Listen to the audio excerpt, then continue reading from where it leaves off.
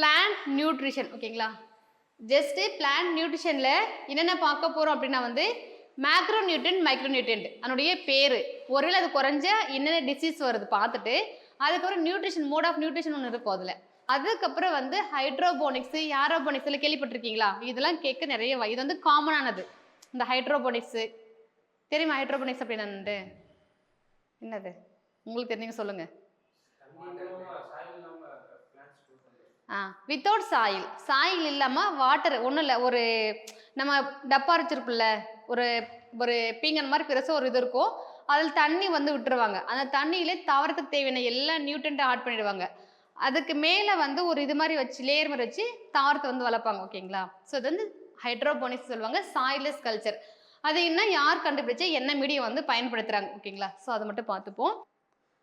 Hydroponics அல்லது soilless culture. ஓகேங்களா, நீர் ஊடக வளர்ப்பு அல்லது மண்ணில்லா வளர்ப்பு அப்படின்னு சொல்றாங்க. ஓகேங்களா, ஸோ வான் சாக்ஸ் இவங்க வந்து என்ன பண்றாங்கன்னா வந்து நியூட்ரியன் சொல்யூஷன், அதாவது வந்து என்ன சொல்றாங்க அப்படின்னா வந்து இந்த நம்ம பார்த்தல நியூட்ரியன்ட் பார்த்து இல்லையா, இந்த நியூட்ரியன்ட்ல வச்சு கனிமமா அந்த கரைசல் என்ன பண்றாங்கன்னா பிளான்ட்டை வளர்க்க வந்து ட்ரை பண்றாங்க. யார் அப்படின்னா வந்து வான் சாக்ஸ் அப்படிங்கிறவங்க. ஓகேங்களா, இங்க பாத்தீங்கன்னா 2 மீடியம் யூஸ் பண்றாங்க. எப்பவுமே வந்து பிளான்ட், அது டிஷ்யூ கல்ச்சர் இருக்கட்டும், எதுவா இருந்தாலும் வந்து மைக்ரோவேவ்ல அந்த ஒரு இருக்கும் மீடியம் வந்து சொல்லுவாங்க. ஓகேங்களா, அதுல இவங்க என்ன பண்றாங்கன்னா 2, ஒன்று நாப் சொல்யூஷன், இன்னொன்று ஆர்னன் சொல்யூஷன் சொல்லிட்டு, ஆர்னன்ஸ்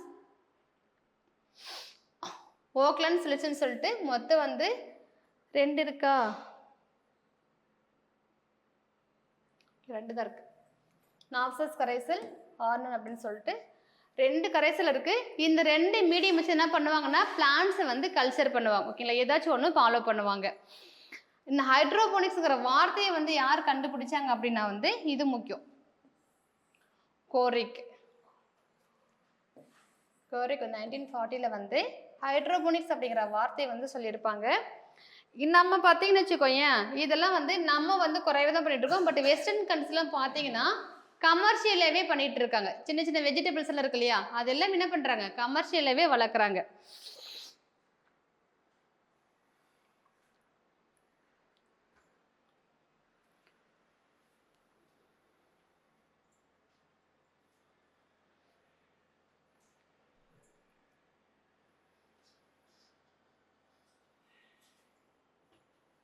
போலாமா?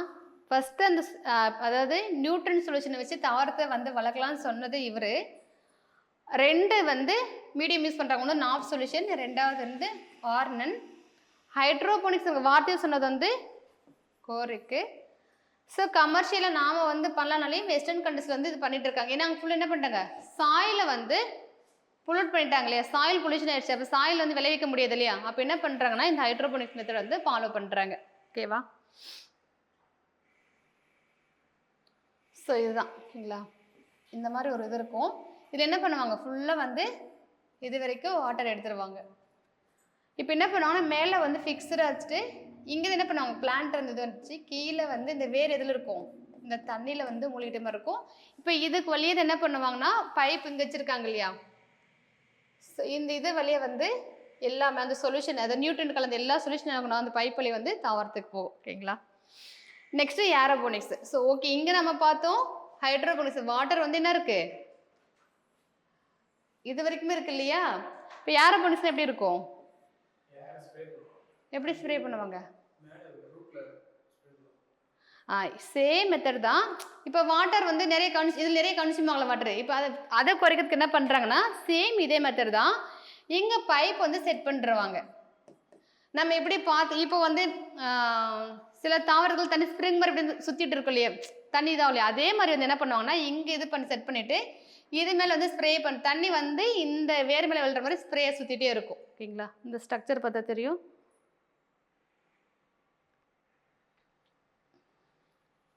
இங்கே இருக்கு இல்லையா, ஸோ இவ்வளோதான் இருக்குது. இதுதான் வந்து அந்த நியூட்ரியன்ட் சொல்யூஷன் இருக்கிற மீடியம். இது வந்து என்ன சுழற்சி அப்படியே சுழண்டுட்டே இருக்கும். அப்போது தண்ணி வந்து என்ன ஆகும்னா இந்த வேர் மேலே போயிட்டு விழும். ஓகேவா, ஸோ இது வந்து ஏரோபோனிக்ஸ். ஸோ இதை வந்து யார் டெவலப் பண்ணியிருக்காங்க அப்படின்னா வந்து என்னாச்சு இதுக்கு,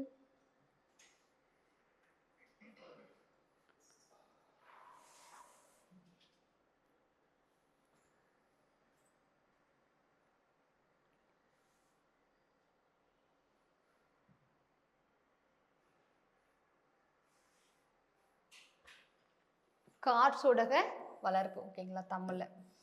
ஸோ என்ன பண்றாங்கன்னா, இது உருவாக்குனது யாருன்னா வந்து சோபர் ஹில்ஸ் அண்டு டேவிட் டர்ஜர். ஓகேங்களா, இதுல என்ன பண்றாங்க,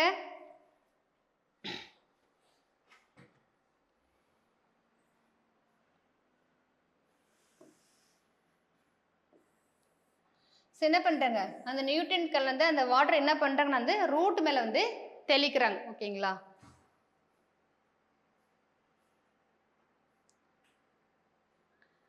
நெக்ஸ்ட்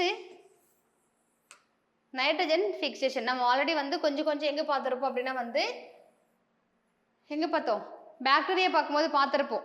நைட்ரஜன் ஃபிக்சேஷன் ஞாபகம் இருக்கா? எக்கனாமிக் இம்பார்ட்டன்ஸ் ஆஃப் பாக்டீரியா பார்க்கும்போது அந்த அம்மோனிஃபிகேஷன் ப்ராசஸ்ல லாஸ்ட் ப்ராசஸ் நைட்ரஜன் ஃபிக்சேஷன் பார்த்தோம். ஜஸ்ட் நம்ம பாக்டீரியா தான் பார்த்துருப்போம். ஓகேங்களா, ஸோ இங்கே என்ன சொல்றாங்கன்னா நைட்ரஜன் ஃபிக்சேஷன் வந்து ரெண்டா பிரிக்கிறாங்க. ஒன்று பயாலஜிக்கல், நான் பயாலஜிக்கல். பயாலஜிக்கல்னா வந்து ஏதோ ஒரு லிவிங் திங்ஸ் என்ன பண்ணுதுன்னா நைட்ரஜனை ஃபிக்சேஷன் பண்ணுது. நான் பயாலஜிக்கல் என்னது, நம்ம வந்து இண்டஸ்ட்ரியில் கெமிக்கல் இண்டஸ்ட்ரி இருக்கு இல்லையா, நம்ம யூரியா இருக்கு இல்லையா, அதை நம்ம உற்பத்தி பண்ணுறது. அது நாங்கள் எங்கே வரோம்னா வந்து நான் பயாலஜிக்கல். ஓகேங்களா.